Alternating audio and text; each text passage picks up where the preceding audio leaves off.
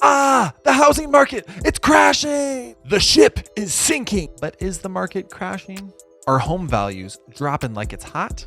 As we end the spring market, like, is this normal or is what's going on like a housing crash kind of thing?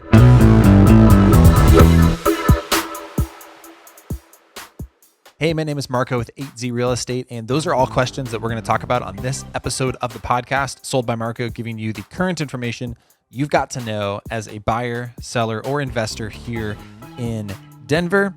Let's waste no time. Let's jump right into the episode. I'm joined by my co-host, Sergio Nazzaro, for this episode, and we have a good conversation around what's actually happening in the market. We get into some of the data points, some of the fears, some of the things they're seeing in the media. So hopefully this gives just a little bit of clarity to you in sort of an uncertain time as we get in here into the summer of 2022. So here we go. Welcome to Jurassic. Welcome. Jurassic World. I haven't seen the new one yet. I haven't either. I heard it's pretty bad, but I'm going to still see Really? it. Yeah. It's Chris Pratt. How can anything with he's him be great. bad? He's so hot. And I want to see, it's so hot. Jeez. And I want to see the new Top Gun too, but I haven't had a chance. I haven't seen the other. Tom Cruise. So hot. So we hot. should just, I mean, Guys, we're going to talk about the hottest we guys should we just know. talk about hot guys. Just two straight guys talking about gay stuff. That's right. I mean, that's more interesting Than real estate. than real estate. I mean, we don't even need a. That's our a podcast. We don't Two need a straight guys transition. talking about gay stuff. We could, as our feet touched. Let's hold hands. Oh my God. Well, forget trying any sort of transition into the podcast. Yeah. I'm glad we're doing this. Me too. We should do a separate episode about that. In the meantime, today's episode, we're going to talk about the question everyone's asking: is the market crashing? You've seen all those YouTube videos? People like big arrows down, like the market's crashing. Why? Like all the thumbnails to attract people and like the media's like presentation of it all. Yeah. You would think the world is coming to an end. You would think it. Yeah. There, if some of them are like big flames burning. There's this one guy has his channel, and it's like 50% off houses. It's like it pulls you in though. I mean, listen, know. they did their job. I'm watching, and I'm a real estate agent, and I'm pretty Yeah. sure it's not crashing.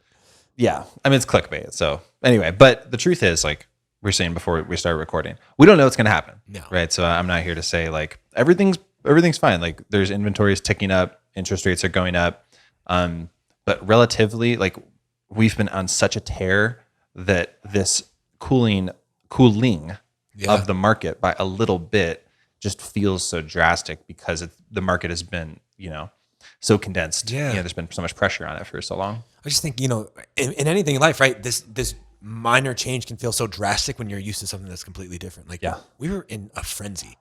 And so now that frenzy's slowed down a little bit and homes are sitting on the market for a few more days, like people are just, oh my God, it's coming to an end. Yeah. And the reality is it's like, I think it's just normalizing a bit, which is really great. It is. It's a good thing. Yeah. We need some balance to be restored to the force. Yeah. Ooh, Obi-Wan is a great show. As they say, right? Yeah. So, so let's talk about the values going down, right? So you mentioned like homes that people see like that are sitting in the market that are having price drops. So there are some price drops that are happening. I think that's because of a couple of things. One, some of the buyers who have, been on the lower end of the competitive spectrum are no longer able to compete. Right. So there's less offers. You're seeing less offers. We're seeing less offers. And we're recording this in June. Like we're coming out of the seasonality of the spring frenzy, right? So there's always an uptick in inventory in June seasonally. Yep. Right. So I think, and honestly, summer is probably not the best time to sell your home, right? June and July, people are out, they're living their summer vacation, especially on the end of this COVID thing, right? People are really getting out, and these price reductions, I think they happened for a few reasons. Either the seller priced it too high because they were getting a little bit greedy and they used the wrong comp on how to price a home. Or the market, the macroeconomics of it all, interest rates, increasing inventory, fear from buyers, it's just having an impact on that. And so you're seeing homes that are sitting on the market for a little bit longer. And the only way to generate more activity or more exposure to that is to adjust the price. yeah. So price is coming down on a listing, an active listing. Does that mean that my home, the value is going down? Is a question. I think a lot of people are thinking like they see price reductions and they think like I'm losing my equity that I've earned so hard to. Yeah. It's so hard to get. I mean, I think when you look at the homes that are having these price reductions, you should really see if they were priced accurately to begin with, because inevitably they will sell. And if they sell at what you bought your home for, right, and it's a comparable home, well, then you're good. Yeah. You know? Now, are you going to have this massive appreciation on your home like we've seen, the last few months? Probably not. I think you're going to see that slow down, but I don't think it's a direct relation to the value of your home because it's forward facing. Mm-hmm. Yeah. And it only matters if you are like about to sell or about to refinance. 100%. Right. So it's like, it's funny. Like values matter, but sometimes they don't. Right. Like the value to me of this house, like have I earned, since I've bought this like almost a year ago, I'm like, well, if I got it appraised, like have I earned 70,000? Have I earned 80? Like it doesn't matter because I'm not going to sell it. 100%. Anytime soon. My strategy is to buy and hold real estate. I'm holding my Airbnb. You're holding your investment property, right? We're probably going to get more. So it matters, but it kind of doesn't. Well, homes are a long-term investment. It's not like it's crypto where you're trading it on a day-to-day basis, on an hourly basis. I mean, I don't do that. I don't do it either. It's not like stocks or crypto where this is potential short-term investment and you're trading it on a regular, basis. Homes are usually long-term, 5, 7, 10 years. So you can weather the storm and you only lose money if you sell during a downturn. Right. So, and that's going to be, we're going to talk about this in another episode, right? But it's like, when's the right time to buy? Or we could talk about now should I sell and wait, and sit and like wait for the market to crash? I got a text from someone yesterday who I met a while ago who told me he was thinking about buying a house. And just checking in. How you doing? Still thinking about buying? He's like, yeah, I'm just hoping for a market crash. I'm waiting for a market crash. Hoping. He said he's hoping for a market crash. Just betting against the market. Yeah. I don't know that we want to hope for that. I don't know whether we want to hope for that. It doesn't matter. He can't control it and I can't control it. Right. Neither can you. It is a gamble though. I mean, think about that. You're trying to time a market that has so many moving things. Yeah. If you sell and you're wrong, that's a tough spot to be in. That's a really tough spot to be in. Yeah. We all know people who sold, are right post-COVID who were thinking like, I'm going to buy and kind of wait, right? We've all met a few people like that are renting, that are waiting to buy, that kind of lost out, right? Yeah. It's hard. And I think there's tools for people like that if they want to time the market. Our cash buyer program that we've talked about on a lot, get into that. That way, if it does correct and you want to buy that property because values are, going down, which I don't think they will, but if they are, you can use that to get even a better deal. Hold on to your other property and rent it out. And then when the market goes back up, you sell your rental property. Yeah. So I just think there's a lot of things that people should be aware of before they make a rash decision. Yeah, exactly. Rash? Something like that. I don't think it's rash. Yeah. That's a phrase that people say though. Yeah. It's somewhere in there is the correct phrase. Yeah. I don't know what it is. A foolish decision. That's like, and I was talking to a client yesterday and they were telling me they're very much not wanting to make a bad decision. Like it was a legit fear they had. I totally understand it, right? Before I bought this place, I remember telling you some of the stress that I had, before buying a home, up at this price point. Like I'm a little bit scared to shop at this price point, right? Just because it's new. It's like I don't want to make a bad decision for my family. And I'm a real estate agent, right? Yeah. This is my job. But when it's you there's emotions involved. Anyway, to my point, people are scared to make a bad decision. And I think there's a lot of fear in the market that people are going to buy at the wrong time or they're going to wait, right? So, I think the best way, because you are seeing the media talk about a market crash, you're talking about this YouTube video that talks about a market crash, is to really just look at the data, right? Total inventory, what homes are selling at, keeping a pulse on that market through tools such as like HomeBot or a conversation with your real estate agent. I think it's really important that you look at your neighborhood data to understand how the market is reacting to everything that's going on. There is going to be an adjustment. There is going to be a cooling. There is going to be a quote unquote shift in all of this.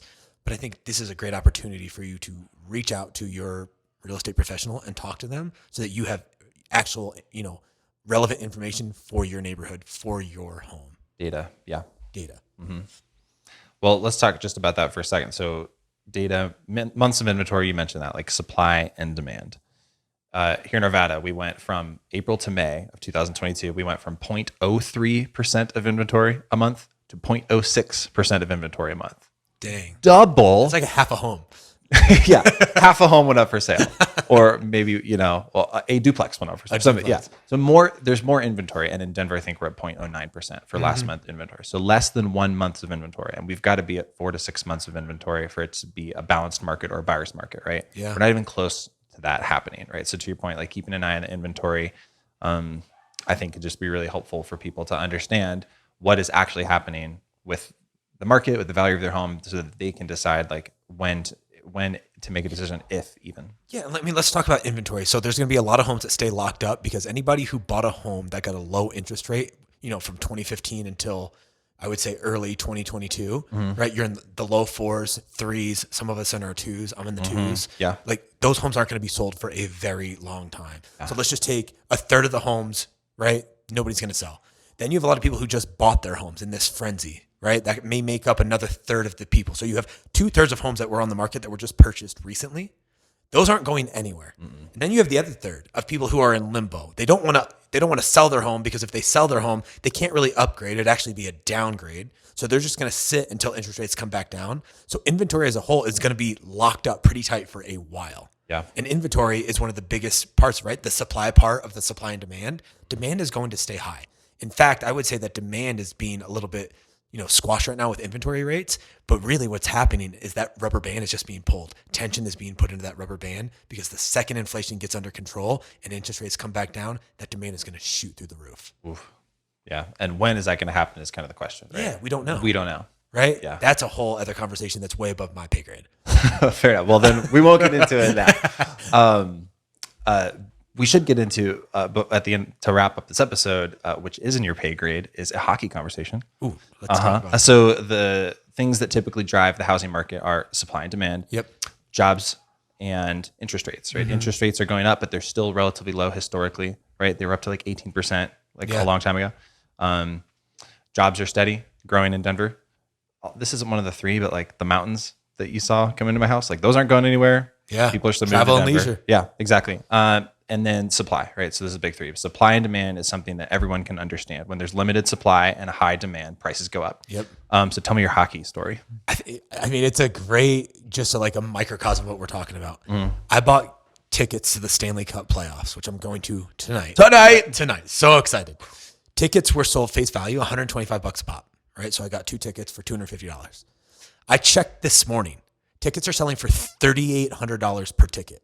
Why? Well, demand is through the roof. They could win the Stanley Cup tonight. And we're going to. Yeah. And on top of that, there's limited capacity in Ball Arena. So of course, these, this potentially once in a lifetime event, followed by limited seats available, prices are going to go up. And we've seen that. And that is just one event that is happening in the housing market too, just on a different scale. There's a couple more seats open. Just a few. Yeah. There's actually more seats in Ball Arena than there are homes for sale. Are there?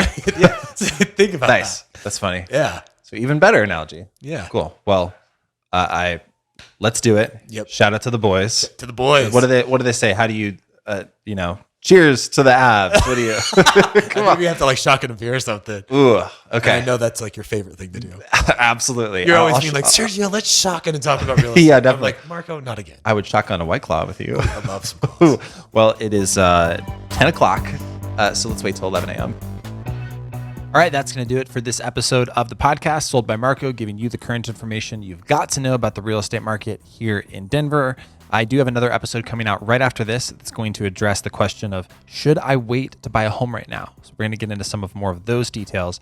And also, as a seller, we've got another episode coming out very soon that is all about how to think about pricing your home and some strategies we've got to talk to you about in this new normal that sellers find themselves in.